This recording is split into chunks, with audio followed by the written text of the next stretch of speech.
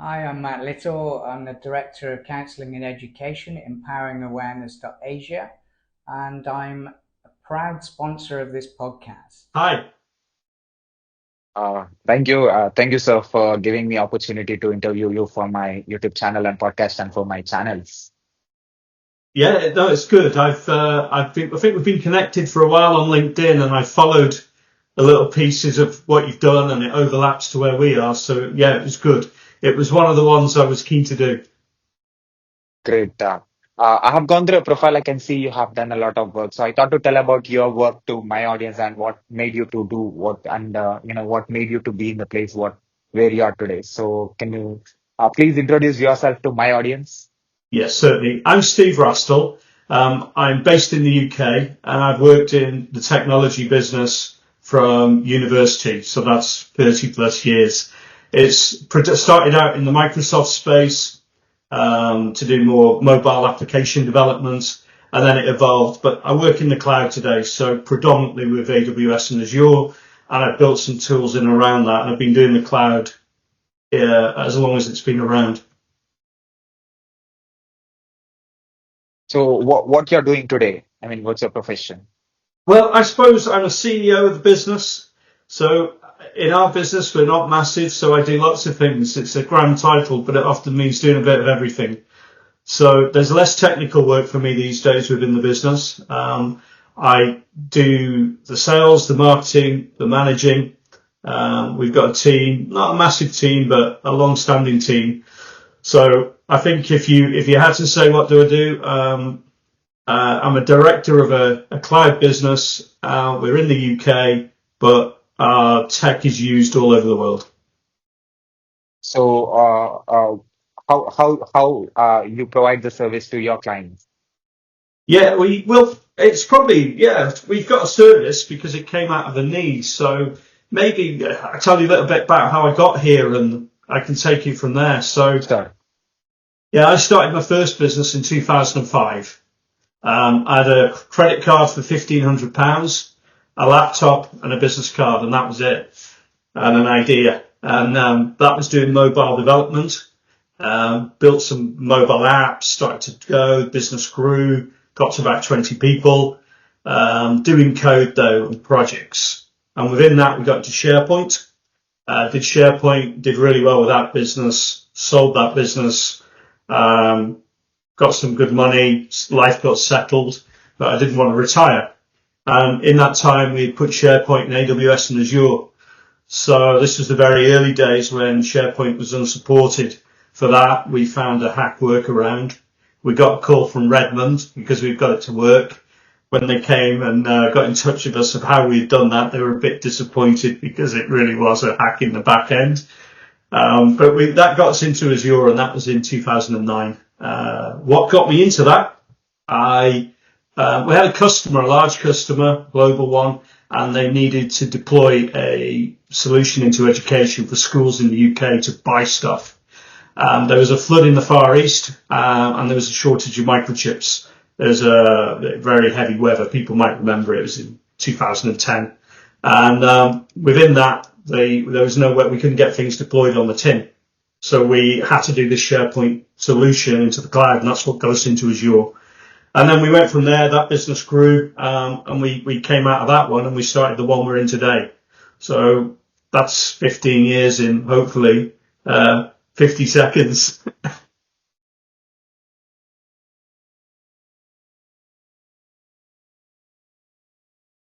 It's gone there. Yeah. There must be a strong, thing that made you to be successful today. So what is that and where it started? It's a good question. I think when you say there's just one thing, there often is, but it's hard to pick out. Um, I think that the main thing is having a go. Oh, and I'm not going to say, I, I want to change that question. Is that all right? Can I give you three? Sure, sure. Is that all right? Thank you. Um, Number one is you have a go and you just stick at it, and things don't happen quickly. And everybody says that, and people hear this type of stuff, but it really is true. Number two is you just need the right people around you at times and that bit of luck. And the luck doesn't make you, but the opportunity and being prepared to go forward with something does. It's related to the first one, but what I mean by that as an example, I got some really good guys who came to work for me early on, and I recognised that. I gave them part of the business. We were all pointing the same way. And then the power of free is more than free. It multiplies. It's, it's three times free often. And that was probably the next reason. And the final one is more a bit depreciated. Well, I don't know about this one. If you get a good market, and SharePoint was, even a turkey can fly in a strong wind. Whether I mean that we're turkeys, I don't know. But the market was really good, and we got behind the right thing at the right time with what people wanted. And looking back, I used to think it was more us, but it was as much the market as us. So, yeah. Next question. No more turkey talk. Super. So you are a leader today. You started as a developer. You started as an person who works on the application development. So how you got how you become an entrepreneur from development stage? Well, I've had a crisscross in my career where I've I got involved. I had my first computer in 1981, which was a ZX Spectrum.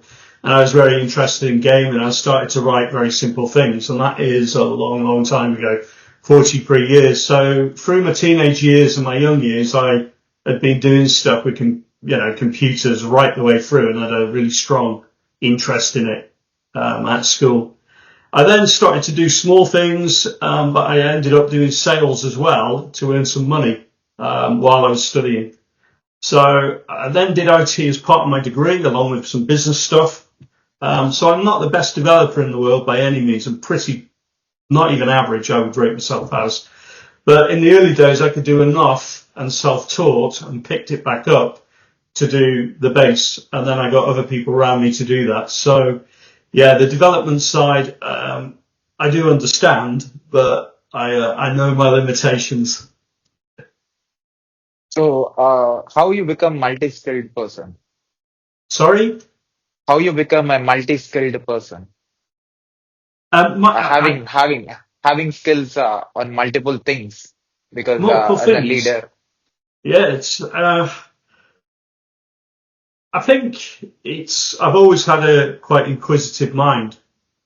So when I was in university, I used to spend a lot of time in the library or go into events to listen to people, maybe people a little bit like me now or, a lot better than me.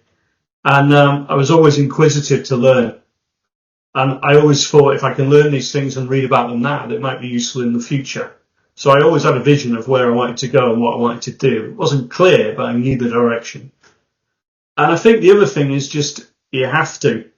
When you start a small business with 1,500 quid on a credit card, you've got to be prepared to do everything. So you need to be a quick learner. And I think I've been quite lucky where I can learn things quickly. But more than that, I persevere with them and I'll stick at it. So there's no magic ingredient there. It's just necessity. So how you become a people's person, coming from the engineering background? Um, I don't know. I don't know if I'd classify myself as that really. You'd have to ask others. Um, when I was in university, I did a 1-year placement for Marks and Spencer's as a management trainee, and I helped get involved in a EPOS system and deploying that around tills and working some workflows to make tills more efficient in queuing.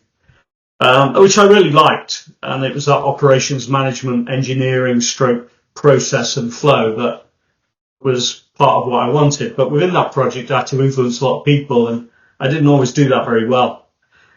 So the other thing I saw in that business, and it was a good business and it was good to me, was I didn't like the politics of it, and I didn't want to work in a large company where you weren't yourself, where you felt like you had to create a persona and pretend you were someone else. Just to get on. And I thought, I'm not doing that with my life, right or wrong. So when I started the business, my idea was to work for myself and not work for a company where I had this pretend bit. When I went to work, I wasn't me, I was someone else. So within that meant treating people normal and just being all right with them in a good and bad way, and just being upfront. So if that's being a people person, I think that's what I see myself as. So for what businesses you help with the cloud business that you are, the service that you're providing? Other software companies and tech companies. To other industries as well? But yeah, we get a lot of other industries that come to us, and some of that's through partners, and we do that. And in the old business, I worked with lots of verticals, but we seem to get a lot of those types of companies come to us usually, partly because we come from a code background, they're in the cloud, they need, they can write code, but they're not necessarily great in the infrastructure, or can't afford that level of expertise all the while, or need some of the tooling to help get that to work so they can leverage that in and do that well. We just seem to have fit there where, it's back to that market in the turkey that it's happened naturally. Those people come to us. They always seem to buy when they see in depth what we have. So we've targeted more of them, and we've done it that way. So we've got a lot of companies, America and the UK are our two main markets, but a lot of those companies got stuff deployed all around the world, and they work within sectors and industries, within their SaaS space or whatever else. So if you compare yourself with the person who studied in the university and, with the person that, who are you today. So what is the difference that you're observing? For the youngsters coming through. No. You as a youngster who was studying in the university and now today as a CEO and as a founder and as a business owner. Yeah. I'm fatter. I've got more grey hair. I think that's the first thing that comes to mind. But yeah, it's. I think this is a good question. I think I was a lot more idealistic then, and that's not necessarily a bad thing. Where your dreams are clearer and the life and your naivety is really sometimes a good thing.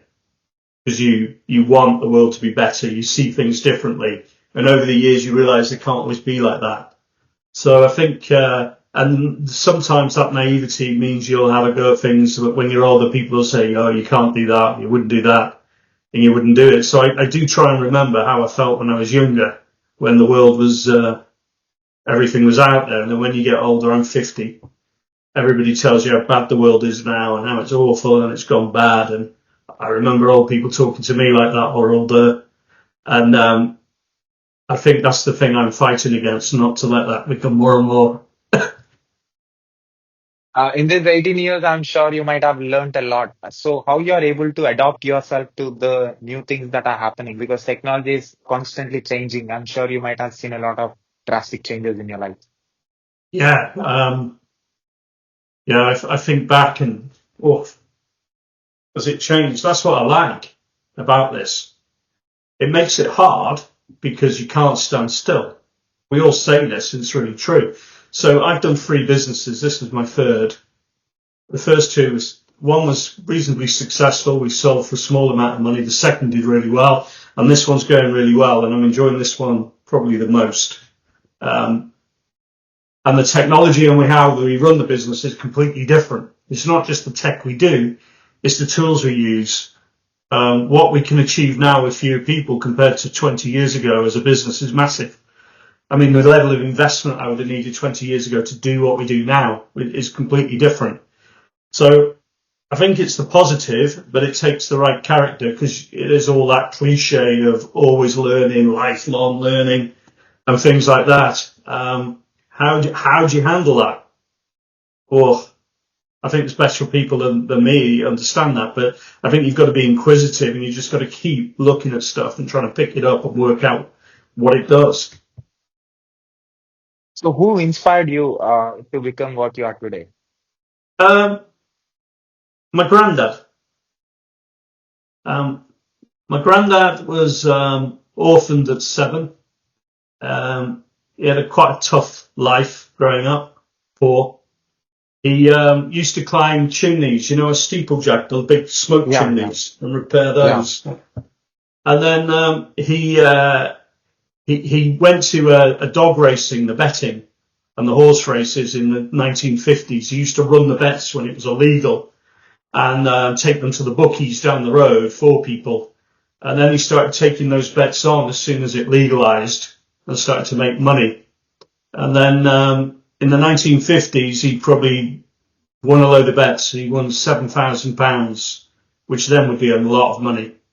But he invested it all in land, property, and his business. And then he opened 56 betting shops. And yeah, he did really well in life. And then my dad and his brothers didn't do so well with it. They then went downhill. And it just goes to show. And then, you know, by I got going, I didn't have too much again. Not that we were poor, not like he was, but there was no help as such for what I did, which I think is a good thing looking back. So when I was growing up, I heard all these stories about him, the things he did to make money and how he innovated. And it made me believe that maybe I could do it because he did it and he was my granddad. But, yeah, that's more from the heart. So, do you have, any memorable thing and, that challenging, problem that you have solved in your life? Yeah, a lot. Um, I think they just come all the while, and you've just got to try and fix them and go past them. So today I had some sad news about an hour ago that 2 years ago, and this is slightly off piste, but I think it tells you about challenges and about life. My daughter plays football. I was at a football game, and one of the other dads went for a run. When he got back, he dropped down, and he was having a heart attack. And I realised this quite quickly. I ran, and I knew there was a machine, a defibrillator very close by. So I ran, and when I got there, it was locked. Why people have these in locked boxes, beyond me. Anyway, I managed to rip the door off and get the defibrillator, and along with help of another couple of guys, I ran back and we put it on him, and we got him going again. And he was in a bad way, and we kept him alive. And his daughters were there, and they were only 11 or 12, so similar age to my daughter, my youngest. And it was worrying, and he went to hospital, and we found out he was okay, and it was all good. And it was a real challenge going through that, and then, you know, watching his kids and thinking, oh my God, are we going to save him? And this is true. This was just about nearly 2 years ago, just outside Chester in the UK. And then an hour ago, somebody messaged me saying, oh, poor Alan, that was his name. He died yesterday, and he had a heart attack again. And, you know, it's sorry to put this on a down bit, but these are the things you have to do. So after I remember that happening, I thought, you know, how do you deal with that? And it was upsetting, you know, even after he'd lived, I was worried afterwards because I didn't know straight away, would he be okay? Have we done enough? And then you get that today, and God, what does that mean? Then they're still not very old, his kids. And I think the only thing you can say to people is you just got to keep going. And you just have to try and make the most of life and not let it get you too down. I don't want to pull this off in the wrong way, but we all think about the cloud and IT and writing code and making stuff do stuff and automated pipelines and automation of cloud management and how you manage the costs down and all these things. And they are important, but they are what they are. There's other stuff that matters more. So, yeah, I don't know what answer that is for you, but I think it's more, enjoy every day, isn't it? And keep doing the right things. Yourself? So, What's your thing? yeah, I got it. And one more important question is, what qualities of yours which actually helped you to be successful and make things happen in the world? 3, determination, a logical approach to problems where I'll keep thinking about them and I won't look for straight obvious answers. I'll really work through them. And I think the third one is listening to others and taking advice and not learning the hard way all the while. So, if you tell something that you'll have learned in your entire life, experience to the world who is listening this and watching this from anywhere on this planet, what will you say? And that will help them to be a great human being and a great professional. Anything's possible, and it is. Awesome. So, at last, as a founder, as a CEO, as an experienced technologist, what is your observation about my work? You have seen my work on YouTube, and what are your words? Yeah, I've got a few questions there, if I may. So, which do you enjoy more, this or the hands-on? So engineering is something you are communicating with a computer which has no life. So when you're talking with people, it's you may or may not get the response that you get that you expect. So talking with computers or communicating with computers, machines is different from humans. So it's completely a different experience. So the more you speak with, eventually the computers we are communicating that is for human beings. So the work that is coming out of computer for human beings only. So it's important to understand humans more so that we can able to solve the human problems with these computers. So I want to be a people's person first.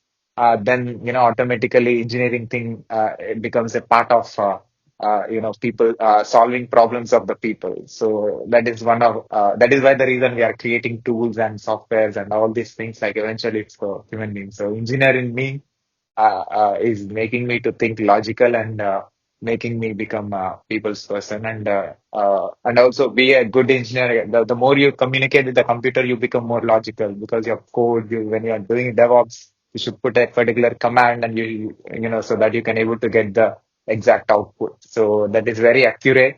But it's completely different from humans. But it's a tough job. Two different roles. You know that Yeah, better than me. well, I think DevOps is an interesting area because yeah, I don't know how you feel about this. That it's got a name now that has become quite cool and known.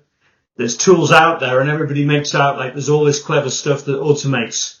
But sorry for the long description, but it's a complex area, so I'll make it as brief as I can. You've got to learn loads of tools, but there's loads of them. How do you know them all? You've got to know when you apply them. You've got other development pressures on you of a team that want to do things that maybe aren't right. And then you need to try and drive all this automation, and all the tech companies tell you there's all this great stuff that does all of this, but it isn't all it's meant to be. Not really at the minute. It's way better, but there's still gaps. And it feels like you're always pressured from doing the right thing. Everybody wants something from you, and Yeah, you're in the middle, and it's feel like being a yeah. punch bag. Now, hopefully that encompasses how it feels. I don't know, or maybe there's something else. What does all that mean to yourself?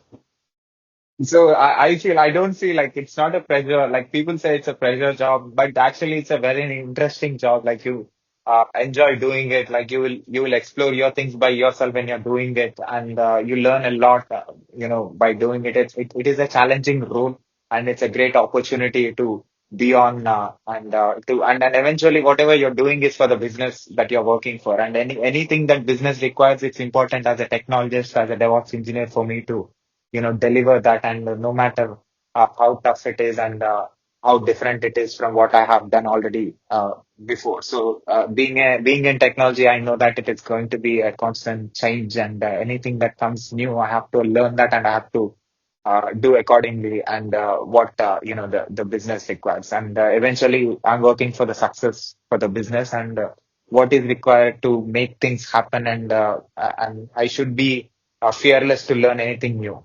And that is very comfortable because I'm a sportsman The from cricket. I'm a cricketer.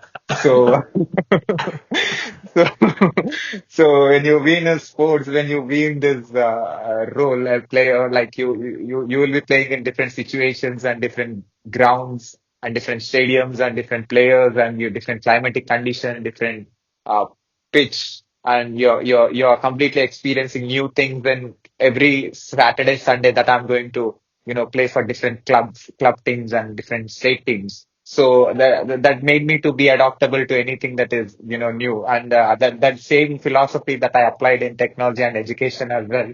And that is, that is not completely different for me. It's related to what I was doing. So I'm able to adopt and I can able to succeed in and podcasting also, talking with completely different people from different places. And so it's similar to DevOps, what I'm doing in this, like doing a different thing every time.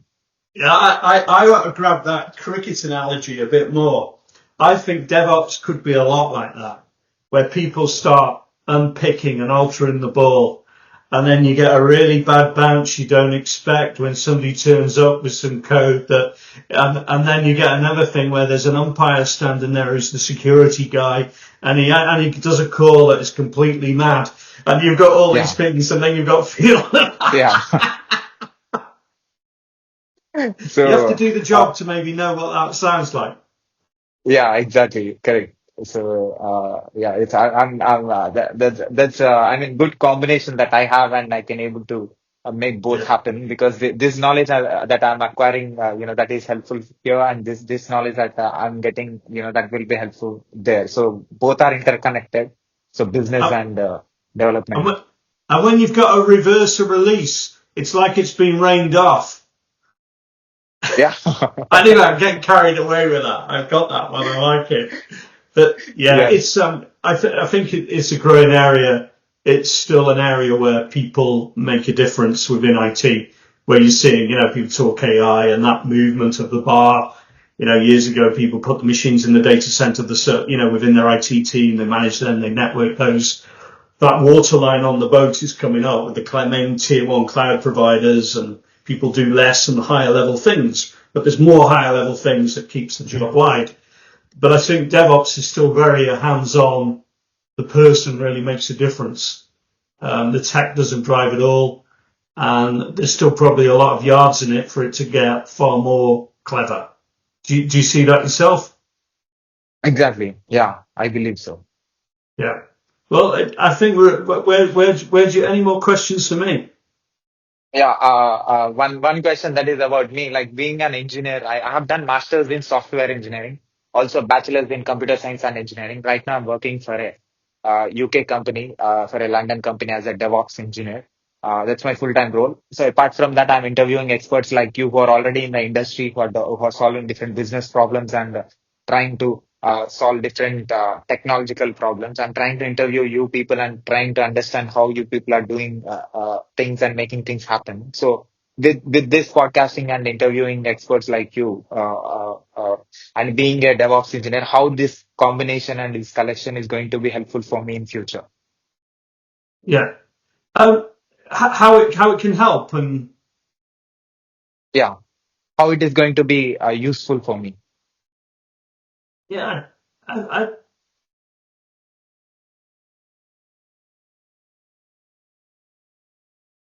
I think it depends on your own ambitions of what you want to do. I think if you talk to lots of people, and people probably more successful than me, some maybe not as much. Maybe you think I can do that. That's one thought. The other one is I think you then start to understand the business challenges and how the DevOps piece is really important across the board. Um, because it has such an impact if it goes wrong, and it controls the developers, it controls the releases, it ensures quality in the software, it stops risk with being hacked if done properly. It's such a weak area and a bottleneck if it goes wrong. So I think maybe is that the case? I don't know. I'm trying to do some mind reading here. It's ones I think to fire back. So, trying to understand the business problems and these technology problems are, who are working in teams, they are working together in order to solve the business problem. So, I am trying to understand what actually business is and the business problem is, and how these problems, business problems, can be solved with the technology we already have today. So I'm trying to understand both and trying to understand the whole thing and in the limited time that I have in my life. Yeah, cool. It's a big area. I don't think the learning runs out, does it? Yeah, because you have been in this for a long time, and you saying this, I totally want to like believe what you said. Yeah, I think that's a good observation. I think I over time I've learned the longer I go on, the less I know. It's Okay, so can you share your work to my audience, like who are listening this in the podcast, like your website or your online presence? yeah. If it's IG CloudOps, I'm Steve Rastall. If you look at that, we do cloud management around AWS and Azure. We've got a tool that automates that, rolls up a lot of open source stuff, and then things that don't exist we've written that complement that. We got free alert monitoring that just plugs in within 5 minutes, goes into Slack, emails, other stuff. We do loads of other stuff. I mentioned that's free for life. So if people just want to hook something in to replace other tools that cost money, and custom alerts can be built off that. Maybe take that away from the podcast today. That's my free giveaway. I really enjoyed it. I hope I've done okay. It's a great thing. Sure, I'm sure Yeah, people will take advantage of it. And can I put this video on my YouTube channel with your permission? of course. Also, can I put this audio and video clip on my podcast website, internet, social media, everywhere with your permission? Please. Yes. So thank you very much again, Steve, for your valuable time and sharing, some of your experiences and answering to some of my questions. Thank you. Thank you, sir. Take care. Speak again. Bye. Bye, sir. Bye. Bye.